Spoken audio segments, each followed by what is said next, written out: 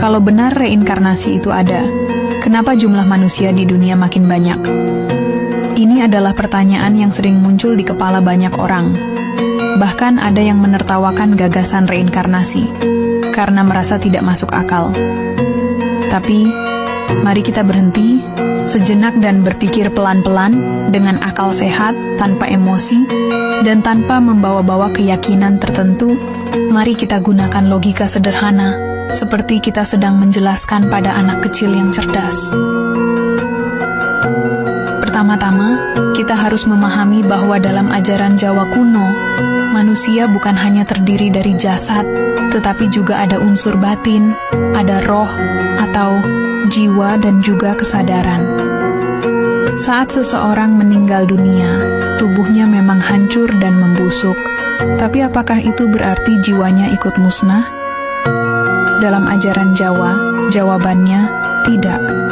Tubuh hanya sarung, bungkus, atau pakaian dari jiwa. Kalau pakaian kita rusak, apakah diri kita ikut hancur? Tentu tidak.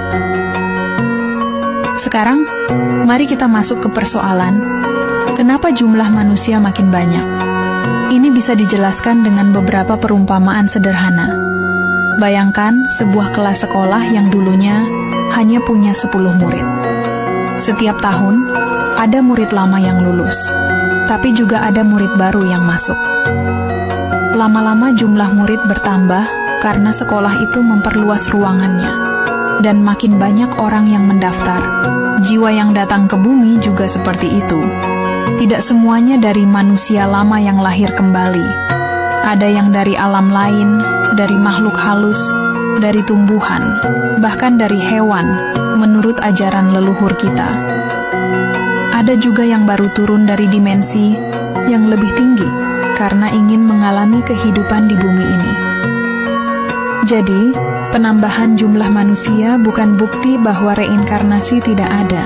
Justru itu memperkuat bahwa bumi ini adalah tempat pembelajaran dari berbagai jiwa, baik yang baru maupun yang lama. Bahkan dalam ajaran Jawa ada istilah manungsa iku sekolahe jiwa, artinya manusia itu tempat jiwa belajar. Dunia ini ibarat sekolah besar, dan setiap kelahiran adalah kesempatan belajar yang baru. Sekarang kita masuk ke pertanyaan berikutnya. Roh atau jiwa itu setelah mati pergi kemana? Dalam ajaran Jawa, ada berbagai alam atau lapisan keberadaan. Ada alam kubur, ada alam arwah, ada juga alam sukma, dan ada pula yang disebut alam kasunyatan. Setiap jiwa setelah meninggalkan tubuhnya akan menuju salah satu alam ini, tergantung kualitas batinnya, perbuatannya selama hidup, dan seberapa sadar dia akan hakikat dirinya. Contohnya, jiwa yang semasa hidupnya penuh kebencian, iri hati, dan tidak pernah mengolah rasa batinnya, kemungkinan akan terjebak di alam bawah, alam yang penuh penderitaan. Sedangkan yang semasa hidupnya jernih, penuh kasih, bisa naik ke alam yang lebih tinggi, atau bahkan tidak perlu lahir kembali. Nah, bagaimana proses reinkarnasi itu bisa terjadi? Gampangnya begini, ketika seseorang meninggal, jiwanya keluar dari tubuh, seperti orang keluar dari rumah. Tapi kalau jiwanya masih punya ikatan, masih punya keinginan duniawi, masih ada dendam, atau belum selesai tugasnya, maka ia akan tertarik kembali ke dunia ini, masuk ke janin baru, dan lahir kembali sebagai manusia. Ini yang disebut dengan hukum tarikan batin. Jiwa tertarik pada situasi atau keluarga yang sesuai dengan getaran batinnya. Misalnya, seseorang semasa hidup sangat suka marah, dendam, dan suka mencelakakan orang, maka ketika dia mati, kemungkinan dia akan tertarik lahir kembali di lingkungan yang penuh kekerasan, atau menjadi anak dari orang tua yang sering bertengkar. Sebaliknya, jiwa yang lembut, penuh kasih, akan tertarik pada keluarga yang penuh cinta dan ketenangan. Sekarang mari kita lihat contoh yang lebih nyata.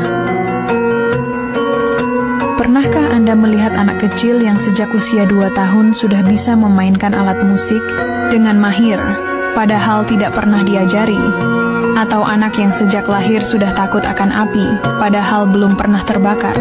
Dalam ajaran Jawa, ini disebut ngeling, yaitu ingatan samar dari kehidupan sebelumnya.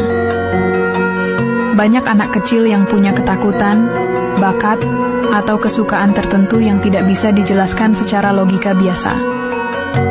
Ini semua adalah sisa-sisa pengalaman jiwa mereka dari kehidupan terdahulu. Ada juga kisah seorang anak di pedalaman Jawa Tengah yang waktu kecil sering menunjuk ke arah bukit dan berkata, "Itu rumah saya dulu, saya pernah tinggal di sana." Orang tuanya mengira dia mengada-ada, tapi ketika ditelusuri, benar saja, di bukit itu ada rumah tua. Dan si anak tahu seluk-beluk rumah itu padahal belum pernah ke sana sebelumnya.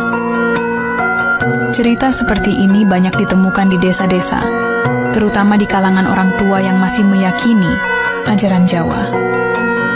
Reinkarnasi bukan soal percaya atau tidak, tapi soal pengalaman yang terus-menerus terjadi, bahkan tanpa kita sadari. Banyak orang merasa deja vu atau merasa sangat akrab dengan tempat yang baru pertama kali dikunjungi, atau tiba-tiba merasa sangat cocok dengan seseorang yang baru dikenal. Semua itu bisa jadi adalah petunjuk bahwa hubungan jiwa sudah terjadi sejak kehidupan sebelumnya. Sekarang kita masuk ke bagian penting lainnya.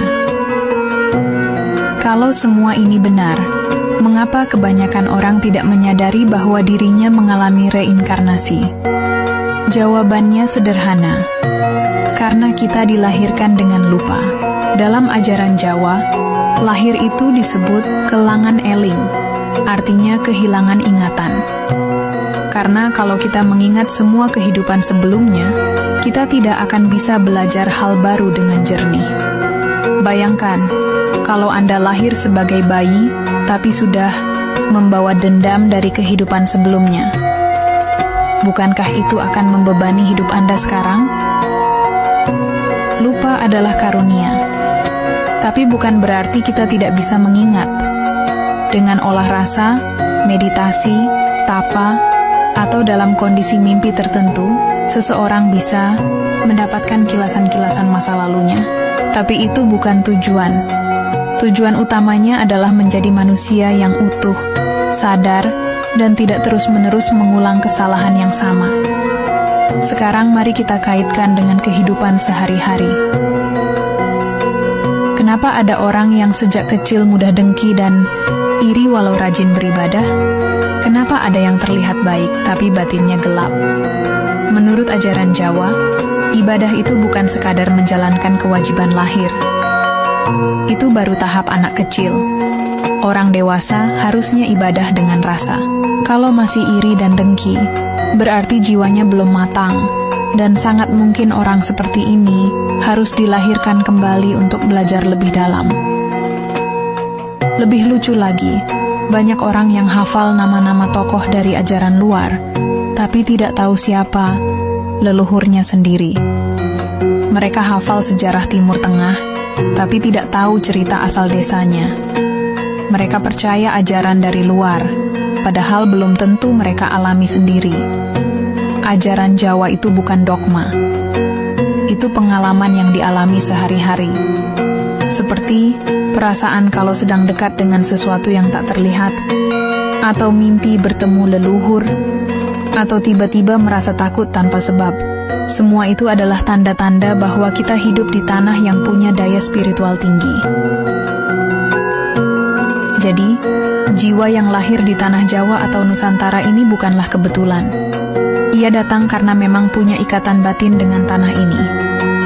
Tapi karena pengaruh, zaman, dan pendidikan, banyak yang lupa jati dirinya.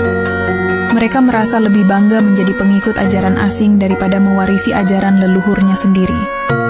Padahal, semua ajaran luar pun sebenarnya hanya sarana. Yang utama adalah bagaimana kita sebagai manusia bisa mengenal diri sendiri dan tidak terus-terusan menyalahkan keadaan. Lalu apa buktinya bahwa alam-alam setelah kematian itu ada?